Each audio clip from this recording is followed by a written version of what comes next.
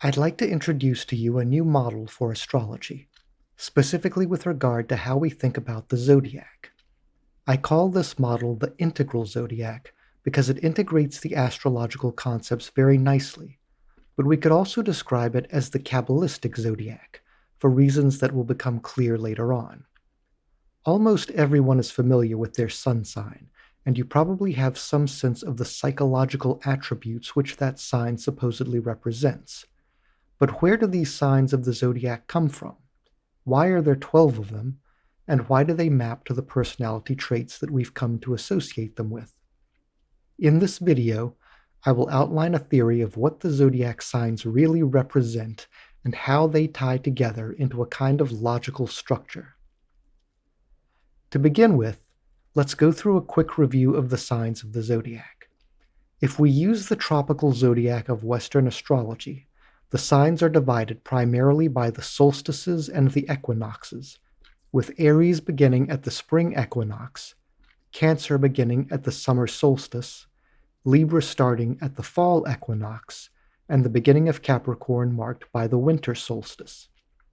This divides the course of the sun's journey through the zodiacal belt into 4 quarters, with each quarter being subsequently divided into thirds to produce 12 signs in all.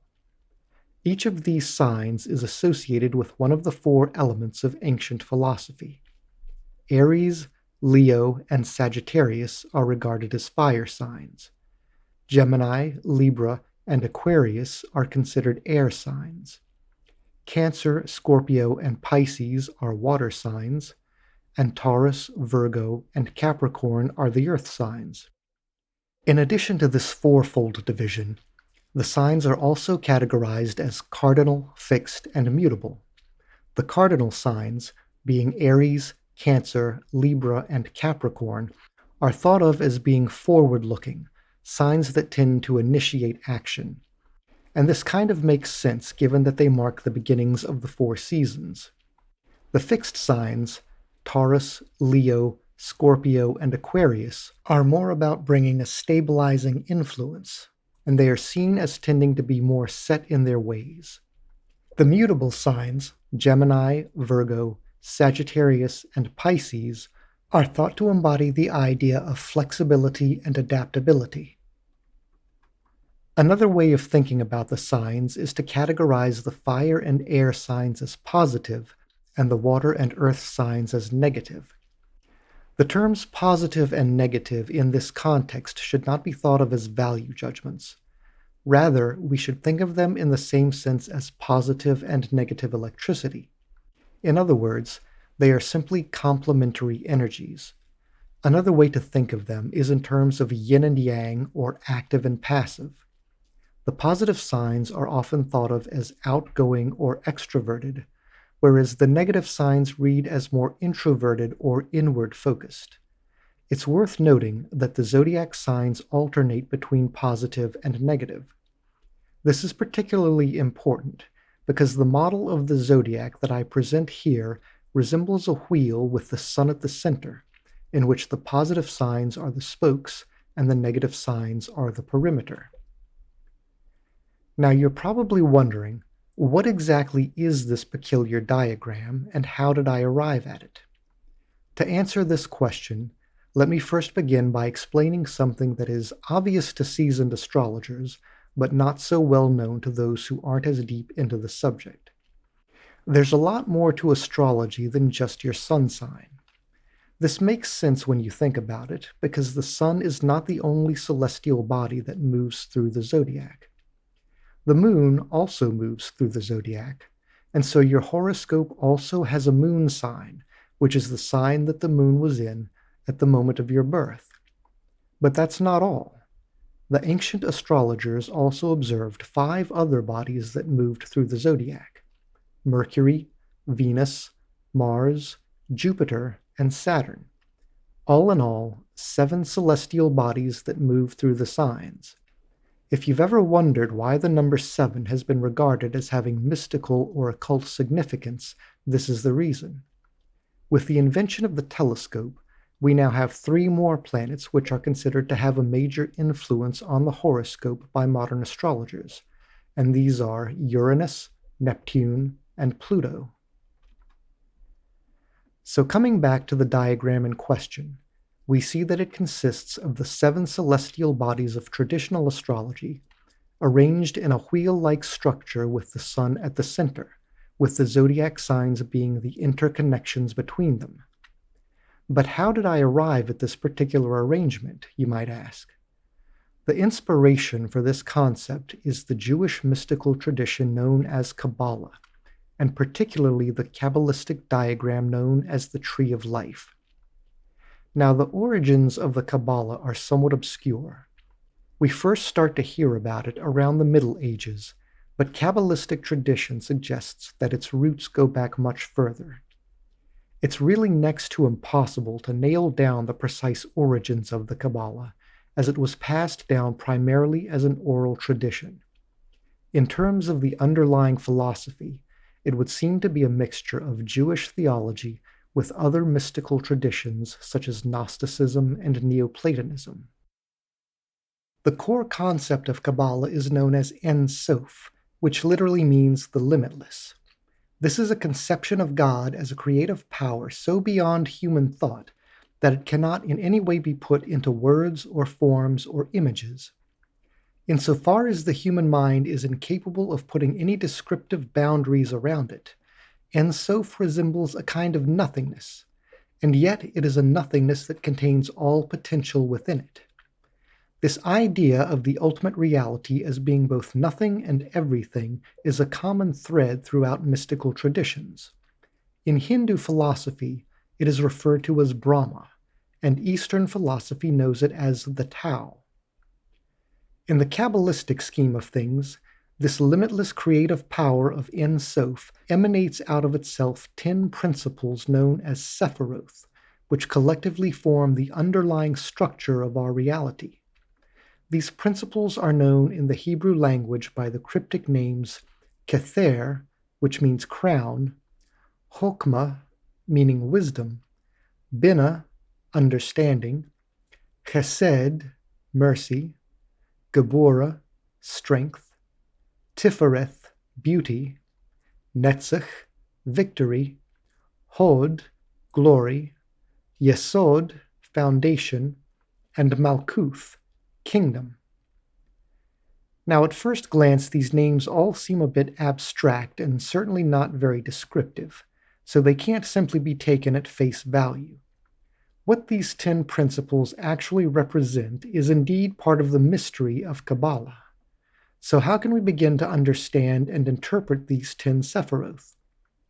Well, first of all, Kabbalistic tradition presents these Sephiroth in a particular arrangement which we have already seen called the Tree of Life diagram, and this arrangement is notably divided into 3 columns.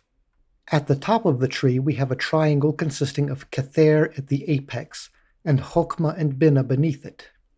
Kether, the crown, is thought of as the most primitive and primordial impulse of existence emerging out of Ein Sof. Now, Chokmah and Binah are in some Kabbalistic sources referred to as father and mother.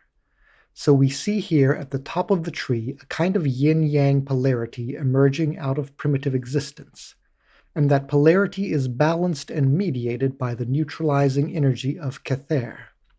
And in fact, this dynamic describes the structure of the tree as a whole, in that the middle column serves the role of balancing the polarities of the left and right columns. This idea of the balance of opposites is represented most clearly in the principle of Tifereth, or beauty, which was thought of as the most central sephira and the very heart of the Tree of Life in a certain sense. Another clue to the meanings of the 10 Sephiroth, and perhaps the most interesting from our perspective, is that they were given certain astrological associations. We know of these attributions primarily from Henry Cornelius Agrippa's 3 books of occult philosophy, which was printed in 1533. The schema is based on the ancient geocentric model of the universe, which views the heavens as a set of concentric spheres. In this model, the Earth, which is also known as the sublunary sphere, is the innermost and central sphere. It is surrounded by the spheres of the Moon, Mercury, Venus, Sun, Mars, Jupiter, Saturn, and the Zodiac. Beyond the Zodiac was posited the sphere of the primum mobile, or first mover, which accounted for the daily movement of the heavens around the earth. In the Kabbalistic model that Agrippa outlines, the same order is followed with Malkuth representing the earthly realm, Yesod representing the sphere of the moon, Hod being the sphere of Mercury, and so on all the way up to the primum mobile at Kether. Now at this point, you probably have a sense of where the new zodiacal model is coming from. But let's get there by asking an obvious question. Why does this tree of life diagram look the way that it does? There's a very clear symmetry to it, and a kind of geometrical elegance, but at the same time it seems a bit off. There appears to be a space where a sephira is missing. And why is Malkuth seemingly isolated in this weird place at the bottom of everything else? Try as I might, I have not been able to find a clear explanation in any of the Kabbalistic literature as to why this particular form of the Tree of Life has come down to us as the accepted version. It seems obvious that if the sphere of Malkuth were moved up to the empty space, then the entire structure would appear more logical and balanced. And in point of fact, when we look at very old Kabbalistic manuscripts, we do find some representations of the Tree of Life depicted in this fashion, but they are the exception rather than the rule. Why the more common version of the tree as we know it today gained currency is something of a mystery. But if we modify the tree to look like the more intuitive design and make the upper central element correspond to Saturn, then we have the new zodiacal model in which each sign takes on a logical meaning as the combined energy of the two astrological bodies that it joins. Now, of course, it may not be immediately obvious why these zodiacal attributions are logical. To understand this arrangement, we need to talk through the attributes and energies of each of the planets. I'll start at the top of the diagram. In Kabbalistic theory, the first three elements of the Tree of Life are seen as having a kind of transcendental quality. They exist on a plane beyond that of our ordinary human experience. Likewise, in astrology, the planets Uranus, Neptune, and Pluto are described as transcendental or transpersonal planets, as they represent forces that affect entire generations of people. And so in this scheme, I associate Pluto with Kether, Uranus with Chokmah, and Neptune with Binah. Let's take a look at these attributions one by one. The key word for Pluto is consciousness. In particular, Pluto has to do with the expansion, transformation, and clarification of consciousness. Pluto is a very complex subject in astrology. It is often regarded as having a very dark and frightening influence, and is associated with catastrophic disruption. In my opinion, though, none of the planets or signs are inherently negative.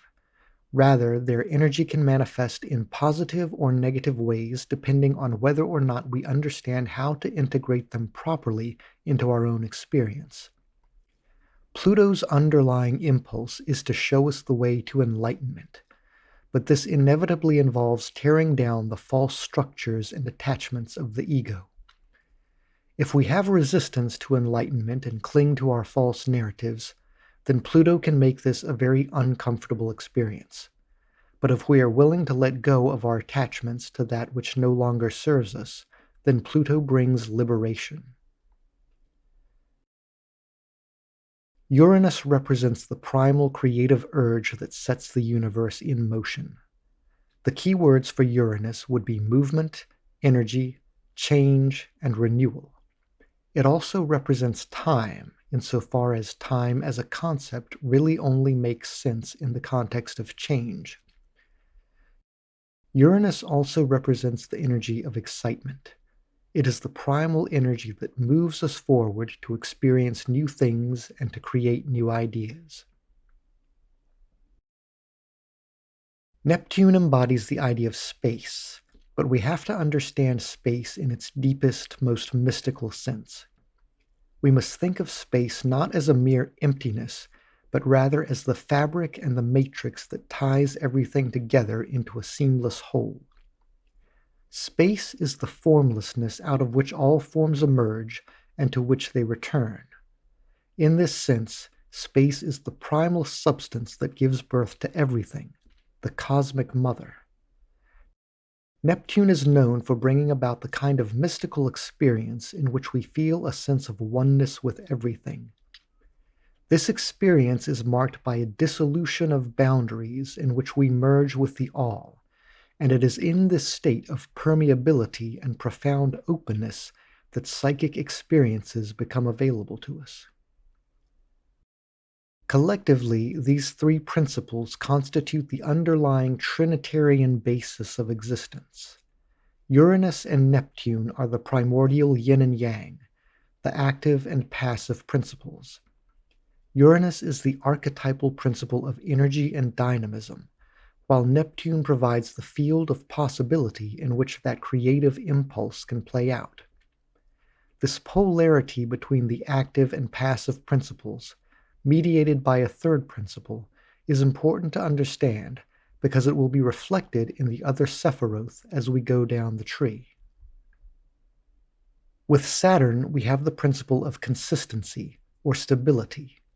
In terms of physics, it represents the principle of inertia, which says that an object in motion tends to stay in motion, while an object at rest tends to stay at rest. Saturn is often associated with hardships and difficulty, because we have to overcome inertia in order to get anything done in life. But it is also important to recognize that without the stabilizing influence of Saturn, the world would simply be chaos. While Uranus and Neptune represent the underlying substance and energy of our universe, they don't have any inherent structure to them. And so ultimately, it is the energy of Saturn that gives stability to our reality. Psychologically, Saturn is associated with the attributes of patience, steadfastness, and discipline. While the first four principles can be thought of as universal attributes of existence, with Jupiter we begin to come down to the personal level. Jupiter represents the power that each one of us has as an individual. It is the sphere of influence over which we have direct control. The most concrete representation of this would be the physical body, which we control directly through our will. But Jupiter also represents resources and abundance in a much wider sense. Broadly speaking, it is everything that we possess. This can be material assets, but it can also be intangible assets such as skills and knowledge. Jupiter represents the capacity to create, but it also represents the expansion of that creative capacity and the acquisition of even greater resources. In a certain sense, Jupiter can be thought of as how we take up space in the world, and in that respect, it represents a kind of reflection of Neptune on a lower arc. Mars is the principle of willpower and taking action.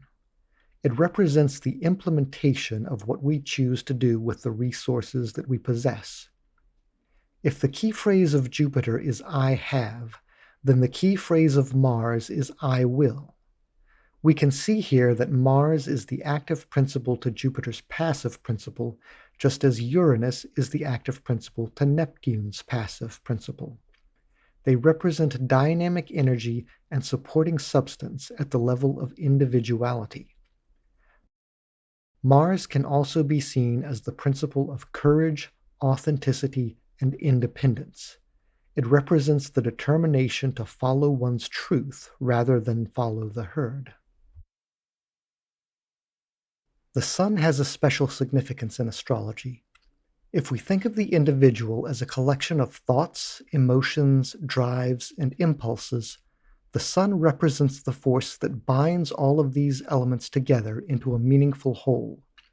And so the key words for the sun would be coherence, integrity, and synthesis. The corresponding sephira on the tree of life, Tifereth, means beauty, and the sun represents that balancing force that brings the parts together into a harmonious relationship in which everything is in its proper place and serving its proper role. The sun is essentially an organizing principle which weaves together organic life out of inorganic matter. When the organism is bound together in a balanced harmony, then it exists in a state of mental and physical health. Science speaks of a principle called entropy, which is a natural tendency of the universe to wind down into disorder and chaos. The sun represents the principle of anti-entropy. It brings order out of chaos. In terms of human psychology, the sun is that which gives the individual a sense of purpose and which ties their existence together into a meaningful narrative. When we come to Mercury and Venus, we really have to think of them together in terms of their relationship as active and passive principles. If Neptune is the formless, universal, primal substance, then Mercury is the principle that shapes and articulates forms out of that substance. Venus, on the other hand, represents essence or quality. When we talk about essence or quality, we are talking specifically about any aspect of something that can't be defined in measurable or formal terms. To give an example, suppose that we have a red square and a green square. In purely formal terms, we can say that they are identical. They each consist of 4 lines of the same width and height, and the angles between these lines all equal 90 degrees. With regard to their measurable qualities, the 2 squares are the same, but the difference between them, their color, is not an attribute that can be measured or defined in any formal sense. It is a distinction that can only be felt or experienced directly. This is the difference between form and essence. With Mercury and Venus, we are getting down to the more concrete layer of reality. Uranus and Neptune represent the active and passive principles at the most abstract and universal level. Jupiter and Mars bring them down to the personal or individual level.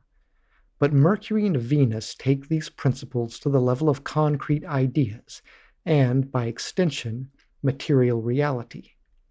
This last statement is particularly important and requires careful attention. Esoteric philosophy has long maintained that thought translates into reality, and that everything around us is simply crystallized thought. The implication here is that the distinction between thought and physical reality is more of a construct than a hard and fast truth.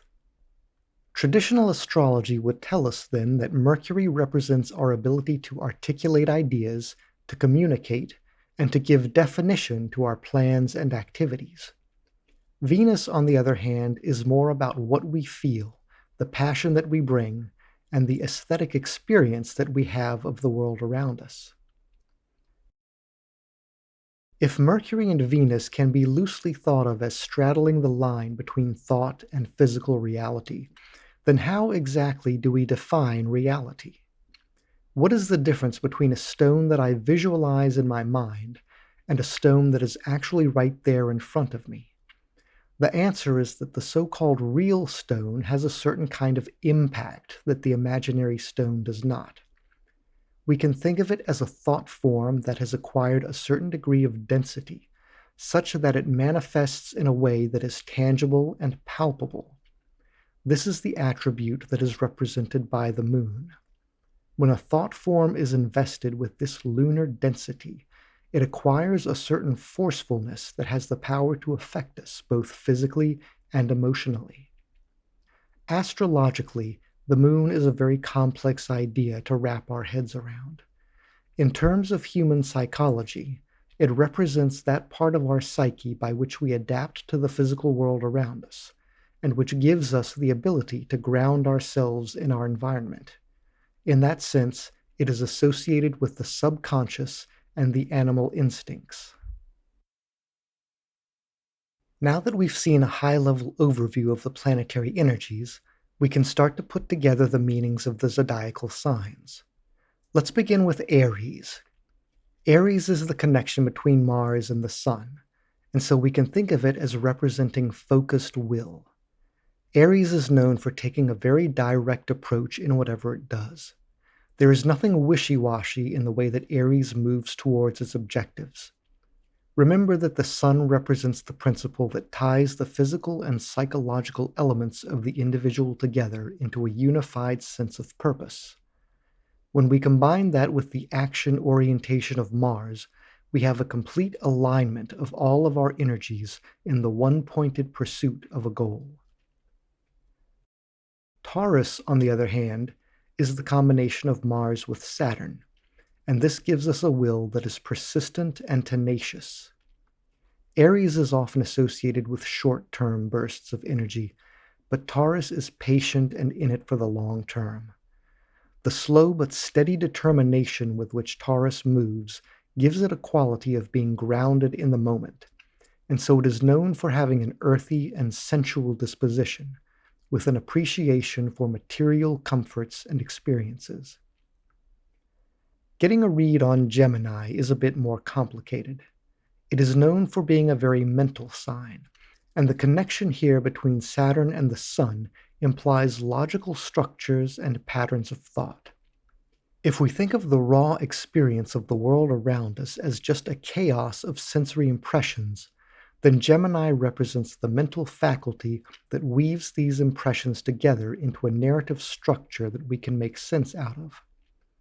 Gemini is all about making connections and extracting patterns out of the data, and so it is especially notable for its communication skills.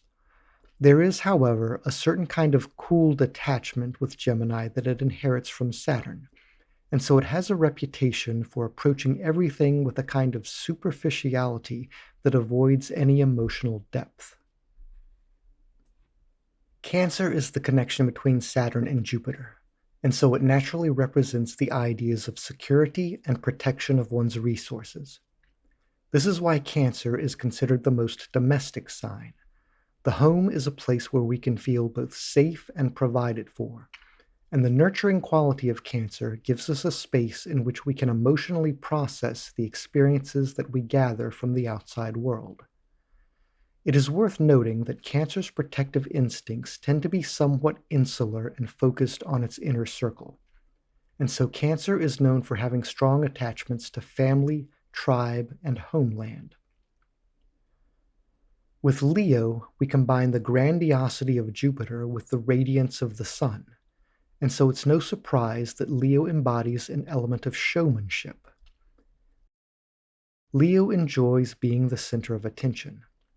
Some people may find this tendency of Leo to be somewhat egotistical, but fundamentally it represents a spirit of generosity. The basic impulse of Leo is to bestow its energy of warmth and radiance upon everyone around it, and like the sun itself, it bestows this energy unconditionally. Virgo combines the energies of Jupiter and Venus. Given the expansive quality of both of these planets, Virgo has a surprisingly introverted disposition.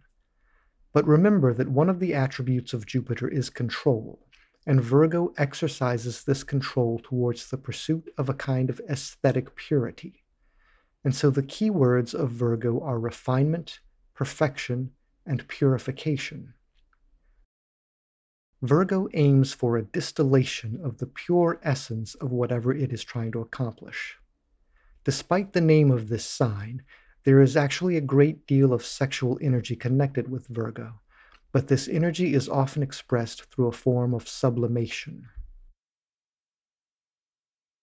Libra is the connection between the Sun and Venus, and this gives us the appreciation for balance and harmony that Libra exemplifies.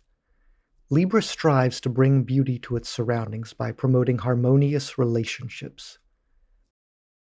Libra is also known for having a commitment to justice, but this sense of justice is grounded in an aesthetic sensibility, as opposed to a vindictive justice that seeks to punish. The Libran concept of right action is that which leads to harmonious outcomes, and so justice for Libra would be a kind of natural balance rather than a set of rules or regulations. With Scorpio, we combine the qualities of Venus and the Moon, and this energy can best be characterized as emotional intensity or emotional impact. This manifests as a quality of magnetism that the Scorpionic personality tends to project. Anything that has this kind of emotional impact on us is something that we have an intimate relationship with, whether we like it or not. Venus represents the inner or subjective essence of things as opposed to the external, concrete representations of Mercury. And so combining this with the raw, primitive force of the Moon points us towards the occult influences that shape reality behind the scenes. In spite of our desire to believe that the world around us can be understood rationally, the reality is that human behavior is driven largely by emotional forces, of which Venus and the Moon are the prime movers.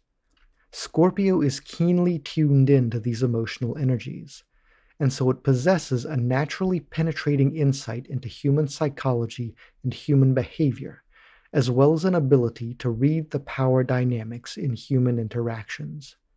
This knack for being able to see through people gives Scorpio a somewhat notorious talent for emotional and psychological manipulation. Sagittarius combines the quality of the Sun and Moon, which represent the moral and rational side of human nature on the one hand, and the animal instincts and passions on the other.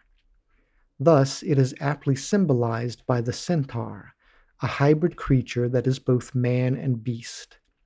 Sagittarius represents the balancing and harmonizing of the animal instincts in a way that embodies temperance, wholesomeness, and uprightness. This should not be confused with any kind of neurotic repression or denial of the natural instincts.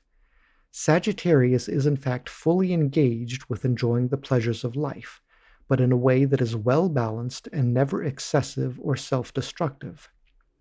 This ability to harmonize the animal passions gives Sagittarius a disposition that is naturally healthy, vigorous, and robust, and this in turn leads one to be outgoing, expansive, and adventurous.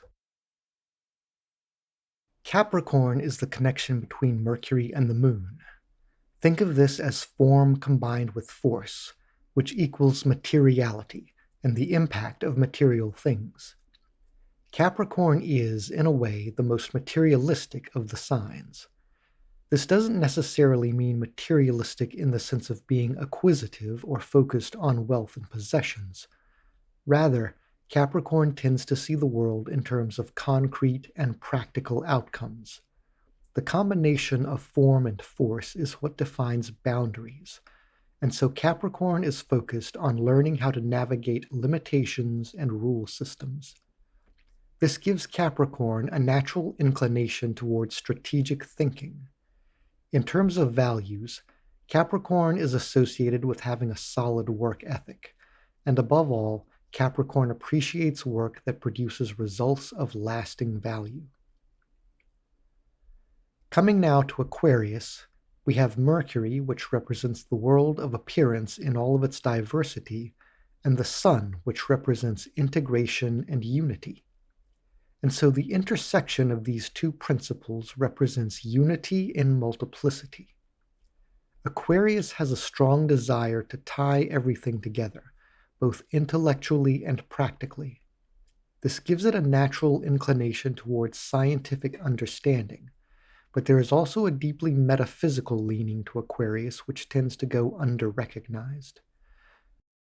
Aquarius is known for eclecticism as well as a facility for synthetic thinking, and so it is always looking towards a synergy in which the whole is more than the sum of the parts. Aquarius tends to be forward-thinking in this respect, with a mind that is naturally suited for technology, but it also extends this ideal of synergy into social relationships and organization, with an ideal vision of society that is utopian in nature. Finally, we have Pisces, which combines the qualities of Mars and Mercury. Mars represents active manipulation, while Mercury is the realm of forms and appearances. This gives Pisces a kind of shape-shifting quality, and it is first and foremost the sign of imagination.